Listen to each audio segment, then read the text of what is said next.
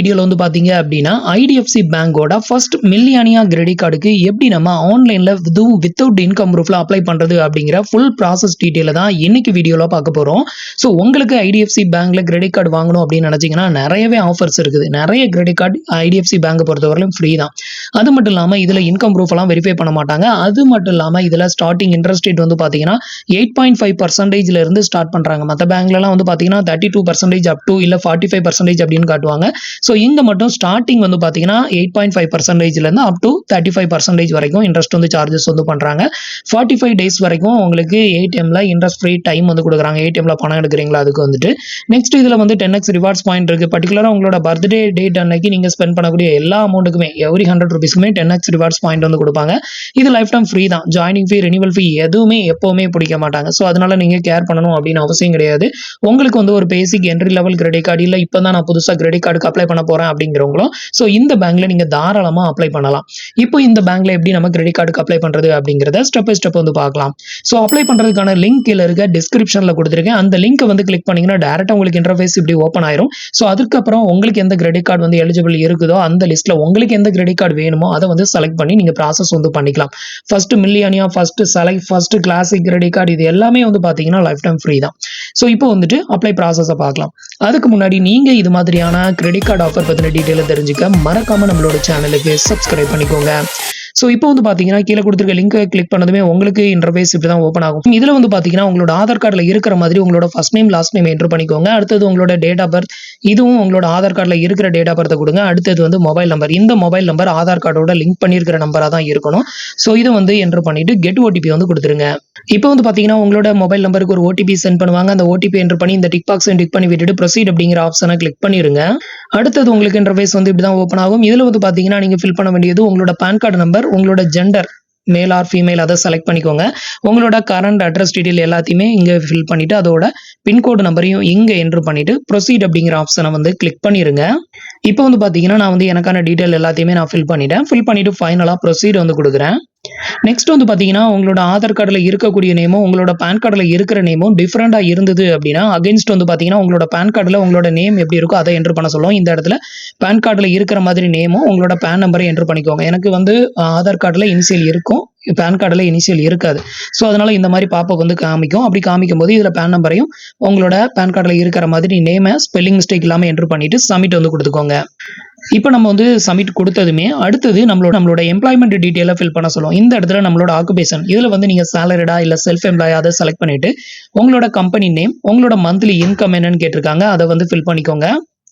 இப்போ வந்து பாத்தீங்கன்னா நான் வந்து என்னோட டீடைலை ஃபில் பண்ணியிருக்கேன் பாருங்க. இதுக்கு அடுத்தது உங்ககிட்ட வந்து ஆல்ரெடி கிரெடிட் கார்டு ஏதாவது இருக்குதா அப்படின்னு கேட்டிருக்காங்க. இருந்ததுன்னா நீங்க இதை வந்து ஆன் பண்ணி விட்டுக்கலாம். ஸோ இல்லைனா இதை வந்து அப்படியே விட்டுட்டு கீழே வந்து கண்டினியூ வந்து கொடுத்துருங்க. இப்போ என்கிட்ட கிரெடிட் கார்டு இருக்குன்னு நான் செலக்ட் பண்ணியிருக்கேன். ஸோ எந்த பேங்க்ல உள்ள கிரெடிட் கார்டு, அந்த பேங்கோட நேம், அதுல என்ன வேரியன்ட், அதுல எவ்வளவு கிரெடிட் லிமிட் வந்து கொடுத்துருக்காங்க, இது எல்லாத்தையும் ஃபில் பண்ணிக்கிறேன். ஃபில் பண்ணிட்டு இப்போ கண்டினியூ கொடுக்குறேன். இப்போ வந்து பார்த்தீங்கன்னா உங்களுக்கு வந்து இந்த ஸ்டேஜில் எலிஜிபிலிட்டி இல்லைனா ரிஜெக்டட் ஆகும், இல்லைனா ஃபஸ்ட்டு வாவ் கிரெடிட் கார்டுக்கு வந்து ரீடைரக்ட் ஆகும். வாவ் கிரெடிட் கார்டு அப்படிங்கிறது வந்து பார்த்தீங்கன்னா ஃபிக்ஸட் டெபாசிட் மூலமாக வாங்கக்கூடிய கிரெடிட் கார்டு. ஸோ அந்த கிரெடிட் கார்டு உங்களுக்கு வாங்க இன்ட்ரெஸ்ட் இருந்ததுன்னா நீங்கள் வந்து ஃபிக்ஸட் டெபாசிட் போட்டு தான் வாங்குற மாதிரி இருக்கும். அப்படி இல்லைனா அதை வந்து ஸ்கிப் பண்ணிட்டு வெளியே வந்துடலாம். உங்களுக்கு ஒரு வேளை எலிஜிபிலிட்டி இருக்கும் பட்சத்தில் இது மாதிரி கங்க்ராச்சுலேஷன் அப்படின்னு போட்டு உங்களுக்கான கிரெடிட் லிமிட்டையுமே வந்து ஷோ பண்ணுவாங்க. இப்போ நமக்கு அதிகபட்சமாக வந்து பார்த்தீங்க அப்படின்னா 41,000 ரூபாய் வரைக்கும் கிரெடிட் லிமிட் வந்து கொடுத்துருக்காங்க. இதை அப்படி கீழே ஸ்க்ரோல் பண்ணி காமிக்கிறேன். கீழே வந்து ஸ்க்ரோல் பண்ணிங்க அப்படின்னா நம்மளுக்கான லிமிட் வந்து இதில் வந்து மென்ஷன் ஆயிருக்கும். அதுக்கு அடுத்தது வந்து நம்மளுக்கான இன்ட்ரெஸ்ட் ரேட் பர் மந்த்துக்கு வந்து பார்த்தீங்கன்னா 1.67% வந்து பர் மந்த்துக்கு இன்ட்ரெஸ்ட் வந்து சார்ஜஸ் பண்ணுறாங்க. பர் இயருக்கு அப்படின்னு எடுத்துக்கிட்டிங்கன்னா அதிகபட்சமாக 20% வரைக்கும் நமக்கு இன்ட்ரெஸ்ட் வந்து இதில் இருக்கும் அப்படிங்கிறதையும் மென்ஷன் பண்ணியிருக்காங்க. ஸோ இப்போ நமக்கு வந்து கார்டு அப்ரூவல் ஆயிடுச்சு, நம்மளுக்கான கிரெடிட் லிமிட்டும் வந்து கொடுத்துட்டாங்க. அடுத்தது கார்டை வந்து செலக்ட் பண்ணணும். இதுக்கு வந்து பார்த்தீங்க அப்படின்னா ஃபர்ஸ்ட் ப்ரொசீட் அப்படிங்கிற ஆப்ஷனை செலக்ட் பண்ணிக்கோங்க. இப்போ வந்து பார்த்தீங்க அப்படின்னா கார்டு செலக்ஷன் அப்படிங்கிற ஸ்டேஜுக்கு வந்துட்டோம். இதில் வந்து பார்த்தீங்க அப்படின்னா choose your preferred card option அப்படின்னு ஒரு ஆப்ஷன் இருக்குல்ல. ஸோ இதுக்கு கீழே வந்து பார்த்தீங்கன்னா ஒவ்வொரு கார்டாக வந்து ஷோ ஆகும். இதை அப்படியே கீழே ஸ்க்ரோல் பண்ணிக்கோங்க. ஸ்க்ரோல் பண்ணிங்க அப்படின்னா 1 by 1 உங்களுக்கு எந்தெந்த கார்டெல்லாம் எலிஜிபிலிட்டி இருக்குதோ எல்லாமே காமிப்பாங்க. இப்போ நம்ம வந்து அப்ளை பண்ணது வந்து பார்த்தீங்கன்னா ஃபர்ஸ்ட் மில்லியானியா கிரெடிட் கார்டை வந்து செலக்ட் பண்ணியிருக்கேன். ஸோ நம்ம வந்து இந்த கிரெடிட் கார்டுக்கு தான் அப்ளை பண்ணோம். இதில் வந்து பார்த்தீங்கன்னா மேல் ஃபேஸ் இருக்கிற மாதிரியான கார்டை வந்து நான் செலக்ட் பண்ணியிருக்கேன். இது மாதிரி செலக்ட் பண்ணிட்டு நெக்ஸ்ட் வந்து கொடுத்துக்கோங்க. நெக்ஸ்ட் கொடுத்ததுமே வந்து பார்த்தீங்கன்னா அடுத்த ஸ்டேஜில் உங்களுக்கு வந்துட்டு உங்களோட கார்டில் உங்களோட நேம் வந்து எப்படி பிரிண்டட் ஆகணும் அப்படின்னு வந்து கேட்டிருப்பாங்க. இந்த இடத்துல உங்களோட நேமை செலக்ட் பண்ணிவிட்டு உங்களோட ரெசிடென்ட் அட்ரஸ் டீட்டெயில் இந்த இடத்துல ஷோ ஆகும். ஸோ இந்த அட்ரஸ் தான் கார்டு வந்து டெலிவரி பண்ணுவாங்க. உங்களுக்கு வேறு அட்ரஸுக்கு வந்து சென்ட் பண்ணணும், இல்லை இந்த அட்ரஸில் ஏதாவது கரெக்ஷன் இருக்குது அப்படின்னா கிளிக் ஹேர் டு எடிட் அப்படின்னு ஒரு ஆப்ஷன் கொடுத்துருப்பாங்க. இந்த ஆப்ஷனை செலக்ட் பண்ணி நீங்கள் எடிட் பண்ணிக்கோங்க. நெக்ஸ்ட் அதுக்கு கீழே வந்து ஸ்க்ரோல் பண்ணிங்க அப்படின்னா உங்களோட மதர் நேம் கேட்டிருப்பாங்க. உங்களோட மதர் நேம் என்ட்ரு பண்ணிவிட்டு உங்களோட பர்சனல் இமெயில் ஐடி இதில் செலக்ட் பண்ணிக்கோங்க. உங்கள்கிட்ட வேறு ஏதாவது ஆல்டர்னேட்டிவ் மொபைல் நம்பர் இருந்ததுன்னா இதில் என்ட்ரு பண்ணுங்கள், இல்லைனா விட்டுட்டு நெக்ஸ்ட் அப்படிங்கிற ஆப்ஷனை செலக்ட் பண்ணிக்கோங்க. அடுத்தது வந்து பார்த்தீங்க அப்படின்னா உங்களுக்கு கார்டு வந்து எந்த அட்ரஸ்க்கு டெலிவரி பண்ணணும் அப்படின்னு கேட்டிருப்பாங்க. இதில் ரெசிடென்ட் அப்படிங்கிறத கொடுத்துக்கோங்க. இப்போ உங்களோட கரண்ட் அட்ரஸ்க்கு தான் டெலிவரி பண்ணுவாங்க. அடுத்தது ஸ்டேட்மெண்ட் வந்து எந்த இமெயில் ஐடிக்கு சென்ட் பண்ணணும்னு கேட்டிருப்பாங்க. இதில் பர்சனல் அப்படிங்கிறத செலக்ட் பண்ணிவிட்டு உங்களோட மொபைல் நம்பர் இந்த இடத்துல ஷோ ஆகும்.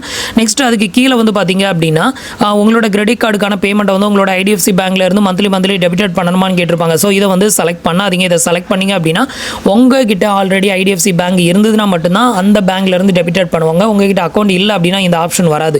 இப்போ எனக்கு வந்து ஐடிஎஃப்சி பேங்க்கில் அக்கௌண்ட் இருக்கிறதுனால எனக்கு இந்த ஆப்ஷன் வந்து கேட்குது. ஸோ அதனால் நான் இதை வந்து செலக்ட் பண்ணலை. அப்படி கீழே ஸ்க்ரோல் பண்ணிக்கோங்க. கீழே வந்து ஸ்க்ரோல் பண்ணிங்க அப்படின்னா உங்களோட ஆஃபீஸ் இமெயில் ஐடி வந்து கேட்பாங்க. இதில் உங்களோட ஆஃபீஸ் இமெயில் ஐடி கொடுத்துட்டு ஆஃபீஸ் ஃபோன் நம்பர் இருந்ததுன்னா அதோட கோடு, அதுக்கப்புறம் அந்த ஆஃபீஸ் ஃபோன் நம்பர் இது ரெண்டையும் என்ட்ரு பண்ணிவிட்டு நெக்ஸ்ட் கொடுங்க. இது ரெண்டுமே வந்து இல்லை அப்படின்னா டேரெக்டாக நெக்ஸ்ட் அப்படிங்கிற ஆப்ஷனை மட்டும் செலக்ட் பண்ணிக்கோங்க. அடுத்தது வந்து பார்த்தீங்கன்னா உங்களுக்கு ஐடிஎஃப்சி பேங்க்கில் வந்துட்டு ஹையர் ஆஃபீஸர் யாராவது ரிலேட்டிவாக இருக்கிறாங்களா அப்படின்னு வந்து கேட்டிருப்பாங்க. இல்லை டேரக்டர் யாராவது வந்துட்டு உங்களுக்கு ரிலேட்டிவ் யாராவது ஒர்க் பண்ணுறாங்களா அப்படின்னு கேட்டிருப்பாங்க. இந்த இடத்துல நோ அப்படிங்கிறத செலக்ட் பண்ணிவிட்டு அடுத்தது இதில் வந்து ஒரு டேர்ம்ஸ் அண்ட் கண்டிஷன் இருக்கும். இந்த டிக் பாக்ஸை வந்து டிக் பண்ணிக்கோங்க. இந்த டிக் பாக்ஸை டிக் பண்ணதுமே உங்களுக்கு இது மாதிரி டேர்ம்ஸ் அண்ட் கண்டிஷன் ஒரு பாப்பப் வந்து ஓப்பன் ஆகும். இதில் வந்து பார்த்தீங்கன்னா எக்ரி அப்படிங்கிற ஆப்ஷனை மட்டும் செலக்ட் பண்ணிக்கோங்க. அடுத்தது வந்து பார்த்தீங்க அப்படின்னா நமக்கான ஆப்ஷன் வந்து செலக்டட் ஆயிருச்சு. அடுத்தது இப்போ உங்களோட மொபைல் நம்பருக்கு வந்து ஒரு ஒன் டைம் பாஸ்வேர்ட் சென்ட் பண்ணுவாங்க. அதை வந்து இந்த இடத்துல என்ட்ரு பண்ணிவிட்டு சப்மிட் அப்படிங்கிற ஆப்ஷனை கிளிக் பண்ணிடுங்க. இப்போ பேஜ் வந்து லோட் ஆகும், கொஞ்சம் வெயிட் பண்ணுங்க. இப்போ ஃபைனலாக வந்து பார்த்தீங்க அப்படின்னா நம்மளுக்கான அப்ளிகேஷன் வந்து சக்ஸஸ்ஃபுல்லாக சப்மிட்டட் ஆயிருச்சு. நம்மளுக்கான ரெஃபரன்ஸ் நம்பரும் இந்த இடத்துல வந்து கொடுத்துட்டாங்க. இதுக்கு அடுத்தது என்ன பண்ணணும் அப்படின்னு கேட்டிங்கன்னா கண்டினியூஸாக வீடியோ கேவிசி வந்து கம்ப்ளீட் பண்ணணும். ஒருவேளை நீங்கள் ஸ்கிப் பண்ணிட்டீங்க அப்படின்னா உங்களுக்கு மெசேஜில் வந்து லிங்க் அனுப்புவாங்க. அந்த லிங்கை கிளிக் பண்ணி நீங்கள் வந்து உங்களுக்கான வீடியோ கேவிசி வந்து கம்ப்ளீட் பண்ணிக்கோங்க. வீடியோ கேவிசி கம்ப்ளீட் பண்ணுறதுக்கு ஒரிஜினல் பேன் கார்டு வந்து கையில் வச்சுக்கோங்க. ஸோ இதில் வந்து சைன்லாம் வந்து பண்ண சொல்ல மாட்டாங்க. ஜஸ்ட் உங்களோட பேசிக் டீட்டெயில் எல்லாமே கேட்பாங்க. எல்லாம் இங்கிலீஷ் இல்லைனா ஹிந்தி இதில் தான் வரும், தமிழ் வந்து கிடையாது. ஸோ நான் வந்துட்டு கேவிசி கம்ப்ளீட் பண்ணும்போது இங்கிலீஷில் தான் வந்து பண்ணேன். உங்களோட நேம், டேட் ஆஃப் பர்த், எங்கே ஒர்க் பண்ணுறீங்க, அதுக்கப்புறம் உங்களோட சேலரி, உங்களோட பேன் கார்டை வந்து ஒரு ஃபோட்டோ எடுக்க சொல்லுவாங்க. ஒரு செல்ஃபி ஃபோட்டோஸ் எடுத்துக்குவாங்க. இது எல்லாமே கம்ப்ளீட் பண்ணி முடிச்சிட்டிங்க அப்படின்னா உங்களுக்கான கார்டு வந்து ப்ராசஸ் ஆக ஆரம்பிச்சிடும்.